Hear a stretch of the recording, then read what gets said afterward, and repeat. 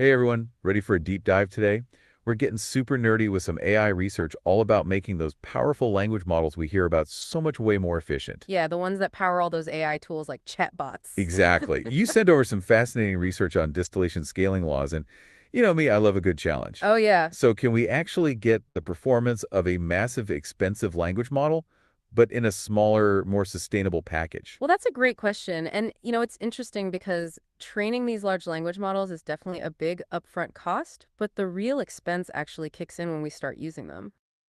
Oh, really? So like when it's actually out in the world? Yeah, it's called inference. Okay, inference. So what makes that so pricey? Well, think about it this way. Every time you chat with a chatbot or use a translation service, it's processing tons of text, right? Right. Like billions or even trillions of words and pieces of text.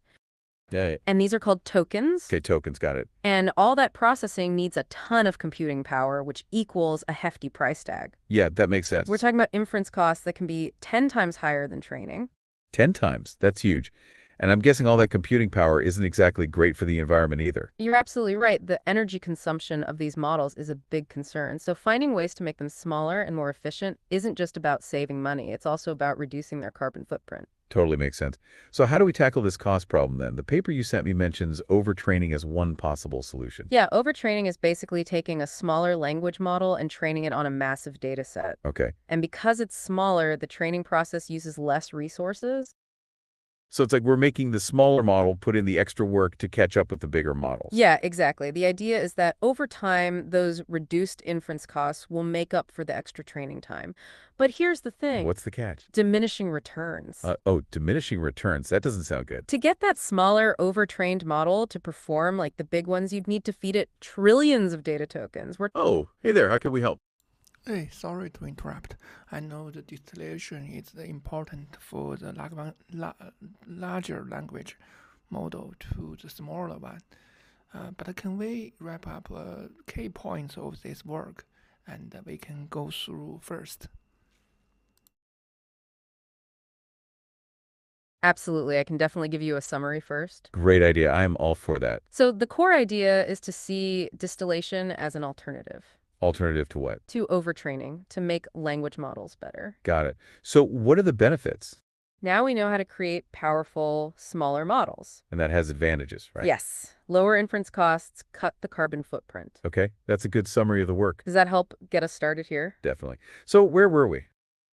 You're about to ask me what distillation is. Right. So tell me about distillation. Well, it's like having a brilliant professor How so? teaching a student. We have a large model, the teacher. Uh-huh. We use it to train a smaller student. I like that analogy. The student learns from the teacher, Cool. mimicking the teacher's performance. Almost like absorbing secret knowledge. The research touches on that a little bit. How so? Some call it dark knowledge transfer. Dark knowledge. Okay, I love that. The student picks up on hidden patterns. Interesting. So what were they trying to figure out? They wanted to find predictable patterns Okay. or scaling laws for how well distillation works. Like unlocking the secret formula? Exactly. How big should the models be? Yeah. How much data does the student need? Okay, finding the perfect recipe. Exactly. Did they find it? Did they crack the code? They made serious progress, for sure. Okay, tell me more. Teacher performance is key for the student. A better teacher equals a better student. Mostly. Seems intuitive. It's more nuanced than that, actually. Okay, how so? Distillation works best when the teacher is better, Got it. but if the gap's too big, training works better. So it's like Goldilocks. Just right. Yeah. There's got to be more to it. We need to look at the math behind it. All right, let's do it. The paper dives into cross entropy. Cross entropy. Sounds intimidating. It measures how well a model predicts. How good it is at guessing. Yeah, the lower, the better at predicting. Basically, a score for understanding language. Exactly. So it follows a pattern. As we change the model's size and data, So that's where scaling laws come in. you got it. This lets us estimate performance beforehand. It does. That's like a crystal ball.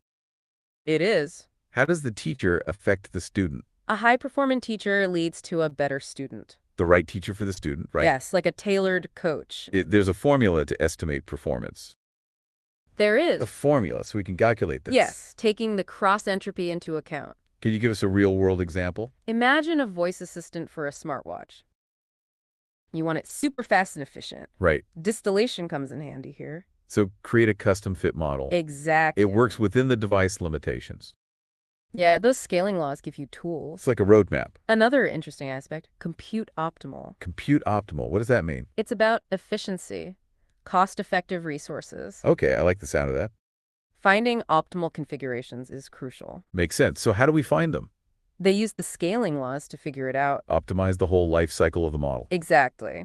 Distillation isn't always the best. When might it not be the ideal choice?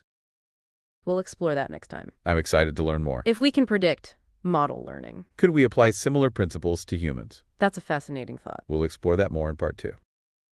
Great. Until then, keep thinking about those models. Definitely, let's have a great show. And with that, we've reached the end of today's podcast. Thanks for tuning in. We hope you learned something new. We will see you next time.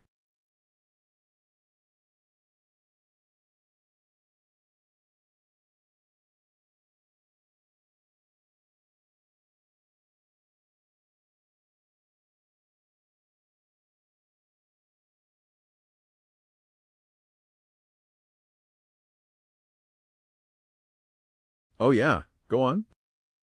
So what's the distillation scaling law for both Sorry of about them? that. What's the what? I think they were about... Oh, yeah. Let's hear it.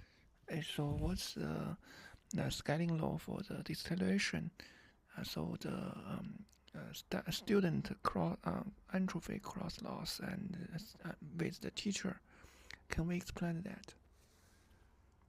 Okay, let's make sure we understood that right. Are you asking about how the student learns? And how the teacher helps with that learning. Specifically, what the scaling laws say about it. So what the equations are telling us. One of the key relationships is the student. How it's related to the teacher's performance. And we use cross-entropy to measure this. Because it measures the model's predictions. You can use the formula for student loss. To see how the teacher impacts that score. We can dive into more detail next time. Oh, you want to know the next scaling law? Oh, I see. You want to clarify. Yeah, what were you about to ask? Sorry about cutting you off there. To predict distillation's effect, we use scaling laws. Okay, so how do we measure that effect? So cross-entropy loss is used here. Compares the student's predictions to teachers. Can you give me an example? A lower loss means the student's better Got it. at mimicking the teacher's insights. Do the models follow predictable paths? Yes, with changes to size and data. That sounds useful. We can estimate performance beforehand, like magic. How much does the teacher improve it? Now, what were you about to ask earlier? You had just mentioned applying it to humans. Yeah, that's a pretty big leap, though. Well, it is about optimizing learning. True, but models aren't exactly people. There is something to that, of course. There's so much that we didn't get to cover. Yeah, like when distillation isn't ideal. Exactly. When does it fall short? Or maybe we can take a step back. What do you mean by that? Let's talk about knowledge transfer in general. So can smaller models really learn? From larger, more complex ones. Absolutely. How close can they get to matching it? In the right conditions. Pretty close. So it really boils down to the scaling. It's about the data, too, and compute. So many things we could explore later. We can even talk about compute costs. That's like unlocking a secret code. Let's dig into real-world examples. Like that voice assistant for a watch. Or AI that helps doctors diagnose issues. It does improve the model's performance. How so? They work like a tailored coach. So there's a way to estimate performance? Correct. A formula so we can calculate this. We do this by using cross-entropy, Give us a real-world example. a voice assistant on a smartwatch. I'm following you. Fast, efficient performance is needed. Distillation is good for this situation. Smaller models can be more efficient. And that's so important in healthcare. Absolutely. It's about access, too. Yeah, getting tech to more people. These models could change lives, really. Distillation makes this more accessible. All right. That's the end of today's show. Thanks for exploring this with us. And with that, we've reached the end. We hope you have a great rest of your day. Join us next time to learn more. We will see you next time. Exactly. So create a custom fit model Exactly. working within device limitations. These laws give you the tools. You said compute optimal was something important. It's efficient regarding cost-effective resources. Optimizing entire life cycle of a model. Yes, but not always the best. When isn't it the best choice? We can explore that in the future. I'm eager to hear. By predicting how the model learns. Could similar principles apply to humans? A fascinating thought for another time. Let's explore this in our next podcast. Definitely. Until then, keep thinking about language models.